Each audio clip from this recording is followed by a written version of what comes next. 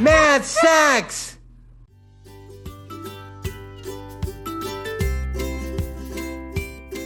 Hey everyone, welcome to this week's class on graphing linear equations.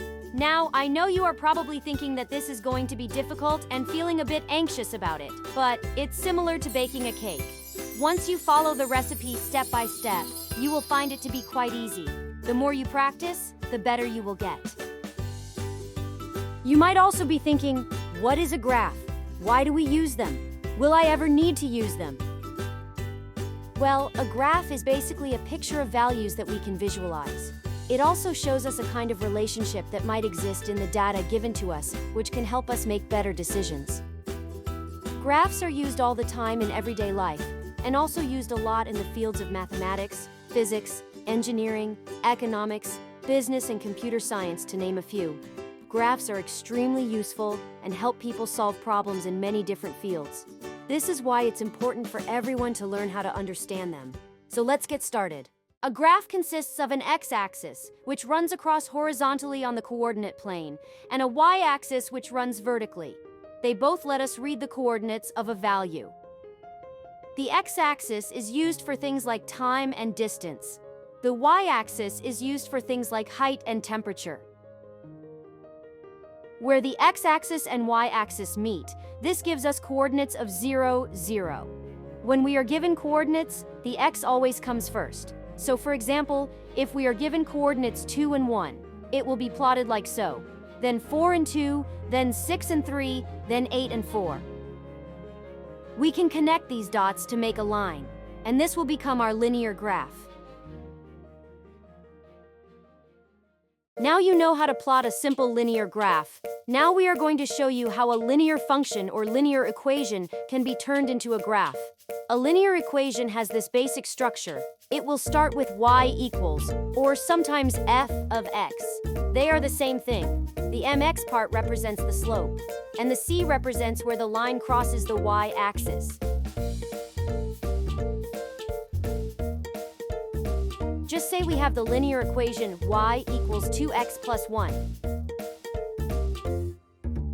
Now we know the slope is 2x and the y-intercept is plus 1 or positive 1. Let's start by plotting a dot on the positive 1 on the y-axis. We know the slope, or sometimes called the gradient, is 2x. This can be converted to 2 over 1. The 2 is the rise of the line. The 1 is the run. So we basically jump 2 points up and then 1 point across. This is where we will plot the next dot. From this dot we can go 2 points up and 1 across, and repeat. This gives us our slope, remembering that graphing a linear equation gives us a straight line only. Another way you could draw up a graph from a linear equation is by doing this. We create a table of coordinates. This is super easy. Just say we use the same equation 2x plus 1. We can start by listing some numbers representing x. Then we substitute each x value into the equation to get y, like so. Y equals to 2 multiplied by x, which is 1, then add 1. This equals to 3. So therefore our x and y coordinates are 1, 3. We can repeat this for each x value, like so.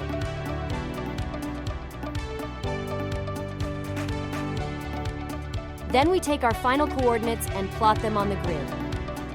As you can see, we get the exact same linear graph as the one we drew previously. This is just another way we can get the same result.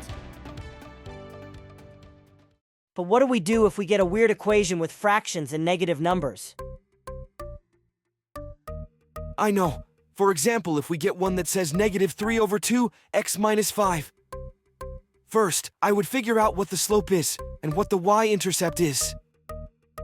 I can see here that the slope will be negative 3 over 2, and the y-intercept will be negative 5. So, first I will draw my first dot on the negative 5 on the y-axis. And because our slope is negative 3 over 2, the rise will be 3, and the run will be negative 2. So, I will go up 3 points, and then go left 2 points. I will go up again 3 more points, then across to the left 2 points, and then repeat. Then I will connect all the dots.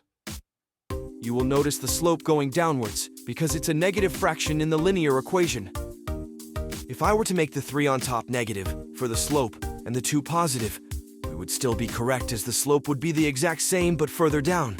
Now am I right or am I right? Great example, Andre. Thanks for showing us how you plotted a downward slope also. Well, that's the end of today's class.